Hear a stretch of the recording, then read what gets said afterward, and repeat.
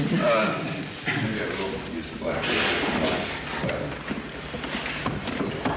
Later he came to argue that such systems are innate features of human beings.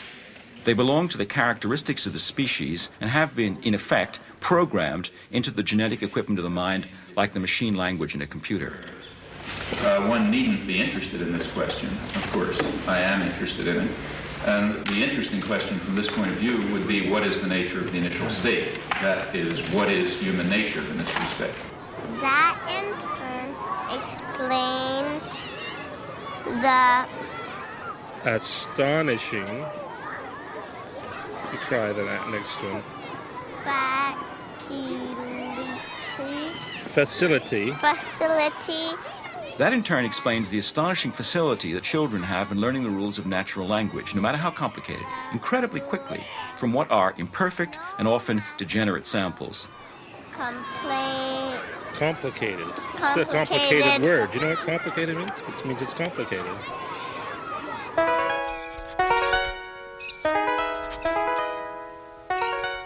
If, in fact, our minds were a blank slate and experience wrote on them, we would be very impoverished creatures indeed.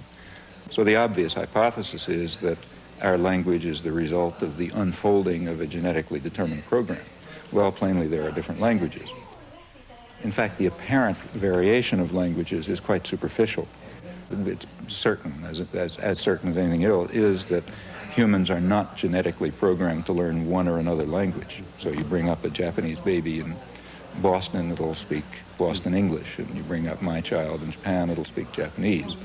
And that means that from that it simply follows by logic that the basic structure of the languages must be essentially the same. Our task as scientists is to try to determine exactly what those fundamental principles are that cause the knowledge of language to unfold in the manner in which it does under particular circumstances. And incidentally, I think there is no doubt the same must be true of other aspects of human intelligence and systems of understanding and interpretation and moral and aesthetic judgment and so on.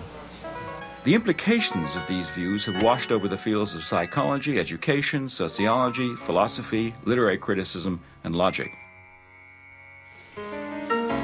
In the 50s and 60s, the bridge between your theoretical work and your political work seems to have been the attack on behaviorism. But now, behaviorism is no longer an issue, or so it seems. So how does this leave the link between your linguistics and your politics? Well, I've always regarded the link, I've never really perceived much of a link, to tell you the truth. Again, I would be very pleased to be able to discover intellectually convincing connections between my own anarchist convictions on the one hand and what I think I can demonstrate or at least begin to see about the nature of human intelligence on the other. But I simply can't find intellectually satisfying connections between those two domains.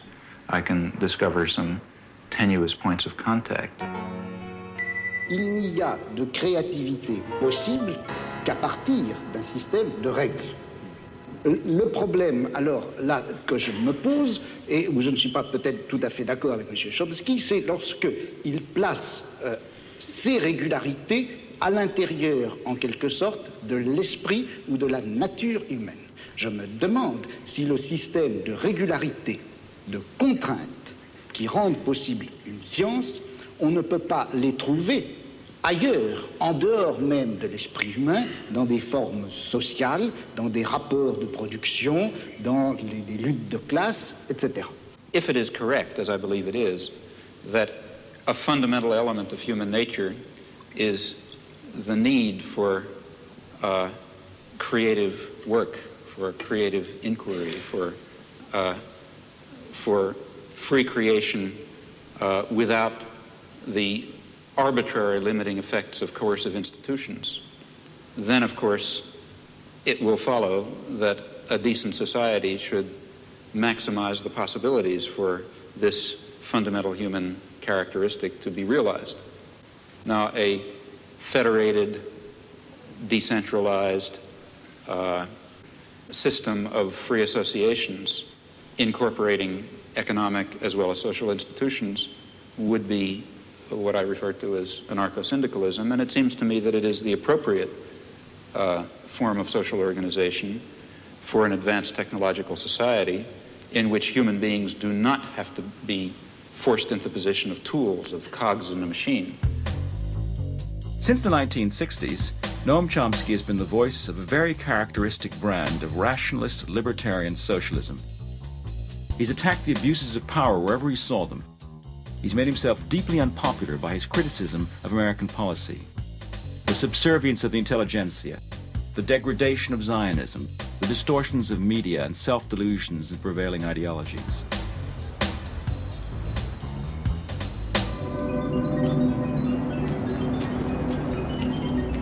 Under the liberal administrations of the 1960s, the club of academic intellectuals designed and implemented the Vietnam War and other similar, though smaller, actions. This particular community is a very relevant one to consider at a place like MIT because, of course, you're all free to enter this community. In fact, you're invited and encouraged to enter the community of technical intelligentsia and weapons designers and counterinsurgency experts and pragmatic planners of an American empire is one that you have a great deal of inducement to become associated with. The inducements, in fact, are very real. The rewards in power and affluence and prestige and authority are quite significant. Jamie. This came with the mail. Be with you in a second.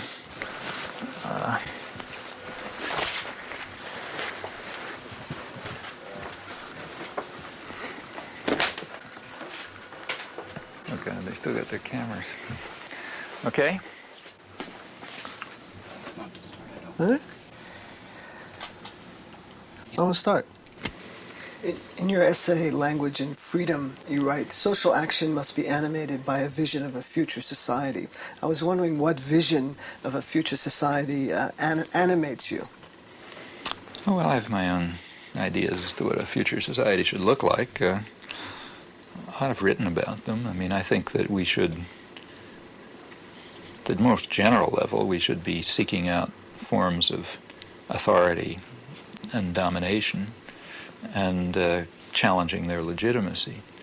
Now, sometimes they are legitimate. That is, let's say, they're needed for survival. So, for example, I wouldn't suggest that during the Second World War, the forms of authority, we had a totalitarian society, basically, and I thought there was some justification for that under the wartime conditions. And there are other forms of, relations between parents and children, for example, involve forms of coercion, which are sometimes justifiable.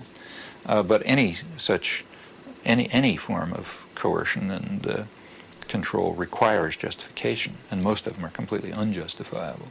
Now, at various stages of human civilization, it's been possible to challenge some of them, but not others. Others are too deep-seated, or you don't see them, or whatever. And so at any particular point, you try to detect those forms of authority and domination which are subject to change, and which do not have any legitimacy, in fact, which often strike at fundamental human rights and your understanding of fundamental human nature and rights. Well, what are the major things, say, today? There are some that are being addressed in a way. The feminist movement is addressing some. The civil rights movement is addressing others. The one major one that's not being seriously addressed is the one that's really at the core of the system of domination, and that's private control over resources. And that means an attack on the fundamental structure of state capitalism. Now, I think that's in order. That's not something far off in the future. Your life work. The alphabet has only 26 letters. With these 26 magic symbols, however, millions of words are written every day. Nowhere else are people so addicted to information and entertainment via the printed word. Every day the world comes thumping on the American doorstep, and nothing that happens anywhere remains long a secret from the American newspaper reader. It comes to us pretty casually, the daily paper. But behind its arrival on your doorstep is one of journalism's major stories, how it got there.